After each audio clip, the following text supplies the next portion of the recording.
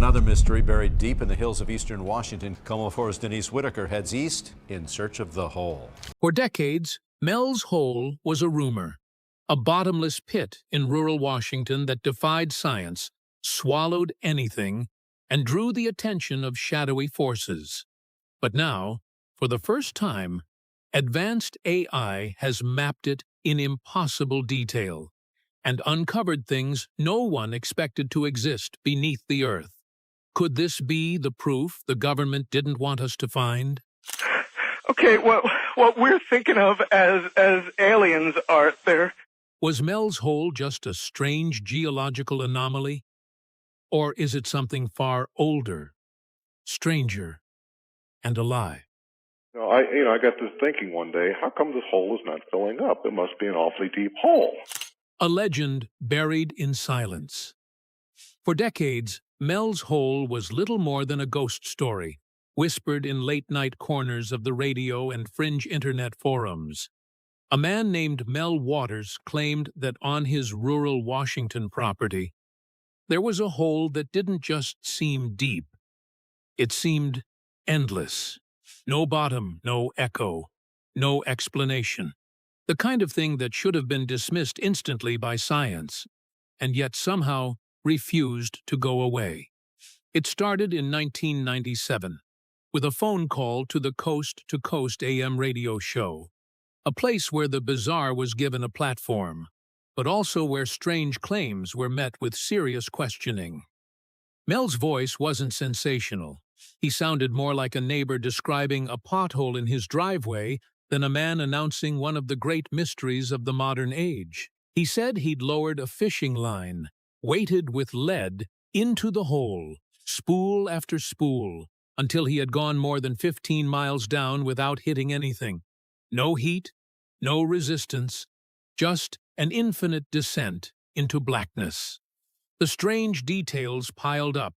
Dogs refused to go near the hole, growling and backing away. Birds avoided flying over it. People had dumped trash there for years.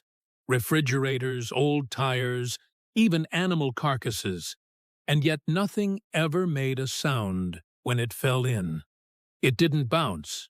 It didn't splash. It simply vanished. Local legends backed him up. Long before Mel bought the land, Native American stories had warned of a cursed place nearby, a place not to be entered, not because of ghosts or monsters, but because it was not meant for people. They said it was a doorway to somewhere else, something older than the land itself. Scientists who heard the story quickly dismissed it. A vertical shaft that deep would collapse under its own weight. The Earth's crust would crush inwards. Even the Soviet Kola super-deep borehole, the deepest human-made hole in history, only reached 7.6 miles, and it had taken decades, specialized drills, and enormous funding. Yet Mel claimed he had gone twice as deep with nothing more than a pulley, fishing line, and curiosity. If it really was an impossibility, how could authorities have not simply dismissed it? This was the beginning of the darker part of the story. Not long after Mel's radio call, he claimed that agents clad in black began appearing on his property. Suddenly, access to the hole on his property was blocked for vague reasons under the guise of a nearby plane crash. Mel claimed he was offered cash to leave the country, with a warning that he'd better not speak of it again, and then he vanished. Years went by, and the story faded into obscure corners of conspiracy forums. Satellite images of the area in question would blur out for no reason. Amateur search teams came back dry, with stories of their GPS units malfunctioning just outside the precincts of the rumored coordinates. Those who pushed too hard to investigate would receive strange phone calls, have their online accounts locked down, and in one case, their research was wiped out overnight. It had evolved, by the 2010s, into something more than a strange landmark. It became a symbol, to some proof of secret government projects, to others an anomaly of nature awaiting explanation. But on one thing, they all agreed. Whatever truth was, it had been buried under layers of secrecy and silence. In the 2010s came a new kind of investigation, with no time wasted, not making shift hikers with flashlights, nor conspiracy theorists with a shaky camcorder. It was a coordinated effort. Scientists, engineers, and former military techs, toting equipment capable of mapping underground structures in ways no human eye could. Their most powerful tool wasn't a drill or a camera. It was an AI scanning system designed to interpret the invisible. They were not going to look into Mel's hole. They were going to see it, every inch, every anomaly, every shadow, in ways that no one ever had before. And what they found would rewrite everything we thought we knew about the legend, and about what might be waiting in the dark. The AI scan that changed everything. The plan was simple on paper, but nothing about it was ordinary. In early 2024, a small, privately funded expedition assembled in secret. The team wasn't made up of TV ghost hunters or amateur thrill seekers.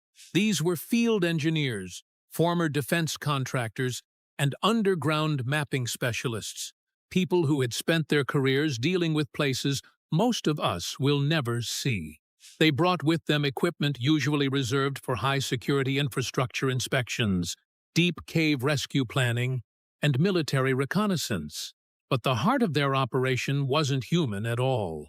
At the center of the mission was a next-generation AI scanning system, a hybrid of photogrammetry, LiDAR, ground-penetrating radar, and electromagnetic field sensors. This wasn't about taking a few blurry photos of a mysterious shaft. This was about creating a full 3D reconstruction of Mel's hole, right down to the millimeter, and letting the AI analyze it in real time for patterns human eyes might miss. Before lowering any equipment, the team set up a perimeter around the site. Every device had redundant power supplies and shielded data storage, designed to survive electrical surges and interference. The rig they built at the edge of the opening looked like something between a deep-sea winch and a satellite launch platform. Attached to it was a cylindrical scanning drone, bristling with sensors, its exterior coated in matte black to reduce glare. The first seconds of the descent were uneventful. The drone's lights cut into the darkness, revealing walls that were far smoother than expected, almost polished, as if something had cut through the earth with surgical precision. The AI immediately flagged this as anomalous. Natural shafts, even volcanic tubes, are irregular. This was symmetrical, consistent, intentional. As the drone went deeper, the AI began layering data. Photogrammetry mapped every curve of the walls. Thermal sensors checked for heat sources, and electromagnetic readings scanned for disruptions in the surrounding field. At 200 feet, an AI noticed something strange, a complete absence of microfractures. In geology, all things will show stress lines, the scars of shifting Earth. But here, the walls were flawless. The AI ran a material density check using the resonance data from the pings it emitted, and the results were shocking. The shaft did not match anything in the local basalt sandstone composition. It was denser, stronger. In places, it simply absorbed the signal. Then came the second anomaly. At around 340 feet, LiDAR feed revealed horizontal features stuck in the walls. Thin, perfectly spaced ridges wrapping around the circumference like rings. Not random mineral deposits, not roots.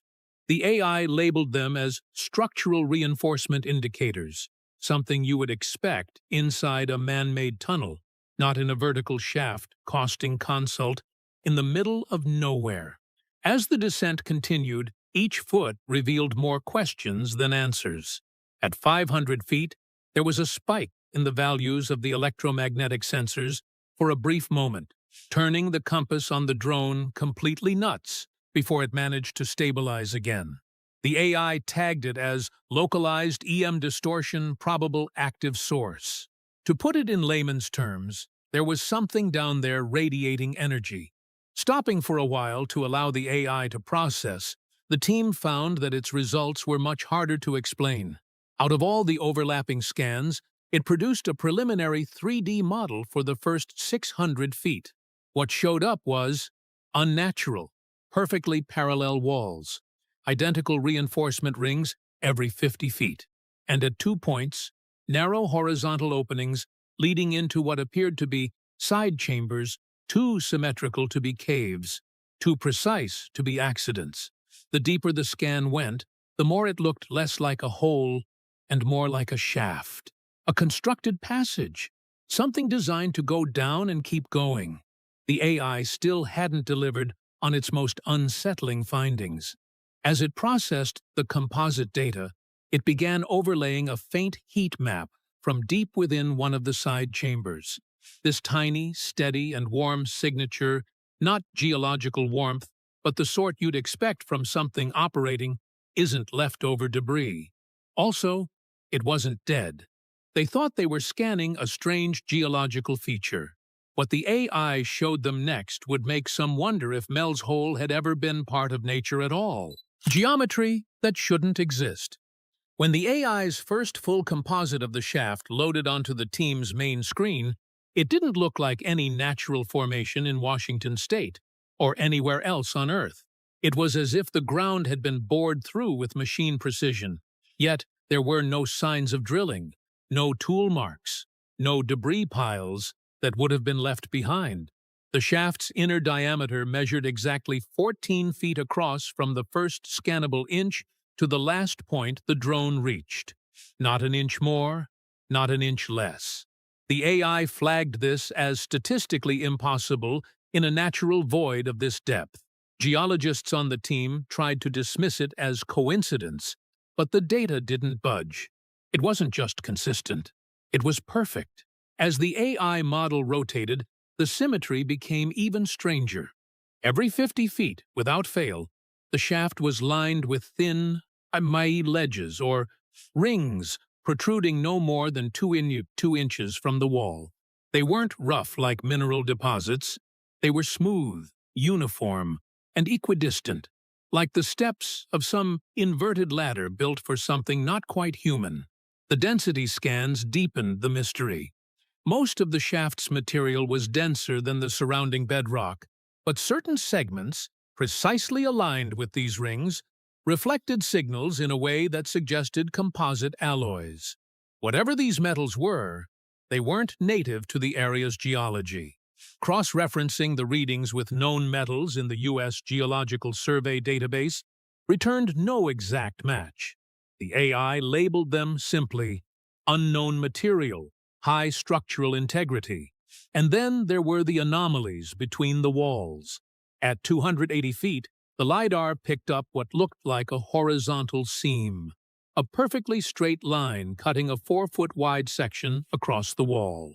The AI's spatial reconstruction showed that the seam bordered an empty space beyond the wall, a void about the size of a shipping container. During the team's thermal overlay, it was observed that the void was not cold, but rather gently and steadily warm, a couple of degrees higher than the surrounding rock. Some entity within was holding heat, though for how long it had been shut away inside remained to be seen. And even more puzzling was revealed 470 feet down, where the arch appeared to bulge from the wall in a half-circle curve. It wasn't a large one, maybe 3 feet wide, but whatever held it had the same metallic density as the reinforcement rings. Behind it, the AI detected another narrow channel branching away from the main shaft, sloping slightly downwards before fading from sensor range. By this time, the model of Mel's Hole no longer resembled a vertical pit. Instead, it started looking like part of a system, an engineered complex created with intent and precision.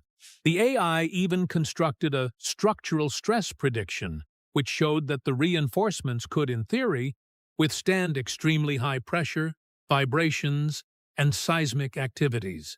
Whatever this was, it was not meant to collapse. After hours of taking a look at the model, one engineer on the team finally uttered what no one wished to say. It hardly looks like something we are discovering, and more like something we are trespassing into. It was a thought that none could shake, for if the shaft had indeed been constructed, it had a purpose, and anything with a purpose has its creator. Yet still, the AI's work was far from over. As it concluded its next layer of scans, it began marking certain voids and wall sections with pulsing red indicators. The legend on the display read, "Potential access points." Access points to what exactly? They were about to find out, because one of those flagged areas was more than just a void. It was a sealed chamber, and what the AI detected inside it would push this investigation into dangerous territory.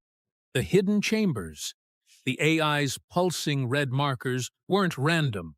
They highlighted very specific zones along the shaft's walls, where density, temperature, and geometry all shifted from the surrounding structure. To human eyes on the raw scan feed, these sections looked like nothing more than slight changes in texture. But when the AI overlaid every dataset, LiDAR depth maps, thermal readings, and electromagnetic variants, a clearer picture emerged. Doors. The first was at 342 feet down. From the main shaft, it appeared as a shallow recess, just a few inches deep, framed by one of the metallic reinforcement rings. But the AI's cross-section showed that behind the surface was a hollow space nearly 20 feet long. The density map suggested the interior was partially filled with material that wasn't stone, metallic echoes consistent with manufactured objects. The temperature readings from this chamber were unsettling. The surrounding rock sat at a predictable cool baseline, but inside, the AI detected 3 distinct warm zones, each steady, each separated by feet of empty air. The warmth was too controlled to be a natural heat pocket. Something in there was holding on to thermal energy, as if it were powered. A second chamber sat even deeper, 511 feet below the surface.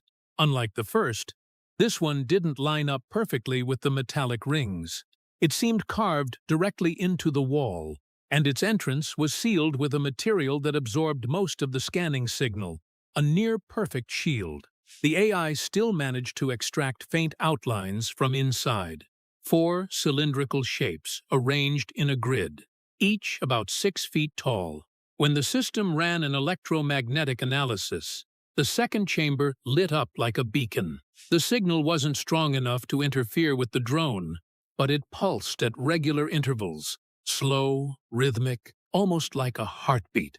It wasn't just giving off power, it was doing something with it. And then came the third chamber, smaller than the others, branching at an upward angle, as if it were meant to be accessed from above rather than below. There was no heat signature for this one, no EM activity, but the passive LiDAR revealed something which made the team stop all at once. It was not empty inside. It contained just one shape, irregular, taller than a man, narrow, and with a silhouette that would not match any known machine or natural formation. The AI flagged it just as organic-like geometry. For quite a while, nobody said anything thereafter. The word organic meant something else entirely here. This went half a mile underground, inside a shaft that was not supposed to exist, inside a chamber, sealed. No human had opened it, at least not recorded. However, it was debatable whether the team should lower a probe into the access point at risk. It was pure risk, because if the seals of the chambers turned out to be structural, rupturing them would totally destabilize the entire shaft. And if whatever was inside was touch-sensitive and such, you never know what would happen. The AI continued running predictive models in an attempt to determine the purpose of those spaces. One was that the spaces indeed were maintenance bays created by the chambers to house the equipment servicing the shaft itself, which they initially thought was implied by their spacing and reinforcement. Another proposed something far stranger using heat and EM data. Containment units. Of course, containment begs the question, containment for what?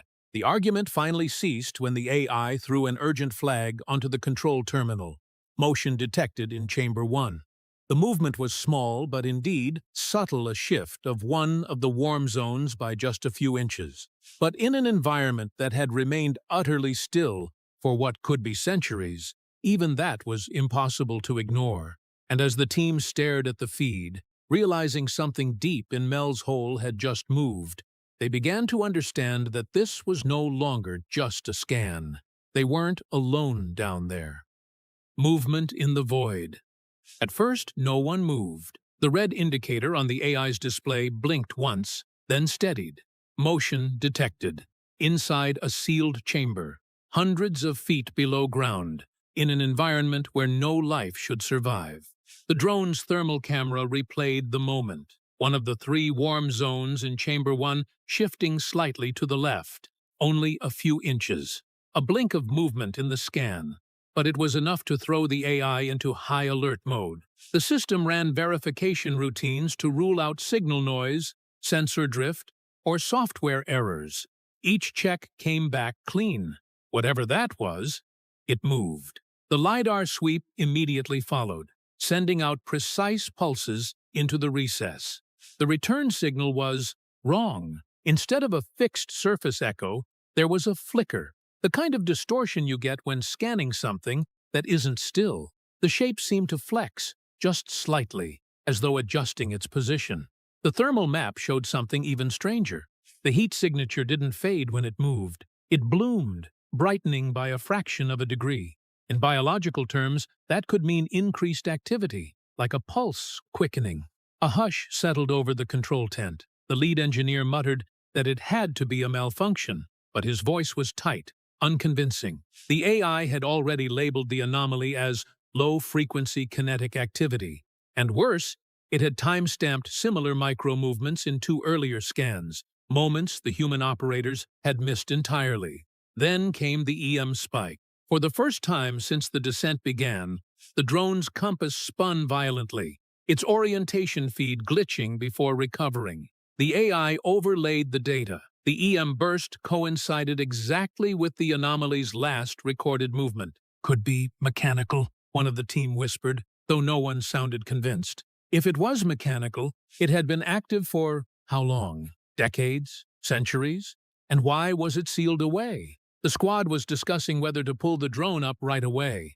However, it was at that point that the AI's predictive module engaged, suggesting that the area be scanned at close range with high resolution.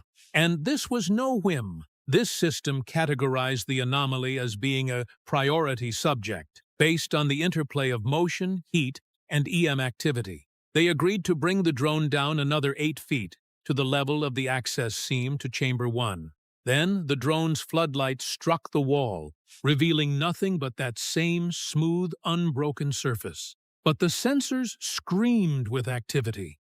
The LiDAR feed appeared to stutter for a moment before going back to normal, and for the next 2 frames, the AI captured an outline inside the chamber. Tall, narrow. The proportions of it did not fit human anatomy, though it was not an organization that would fit in the category of something amorphous. The AI classification failed to assign it into any known category in either the geological or biological arenas.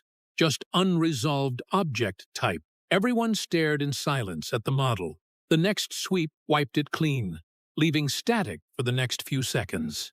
Then, the video feed from the drone degraded badly, tearing horizontally in bands, then freezing altogether.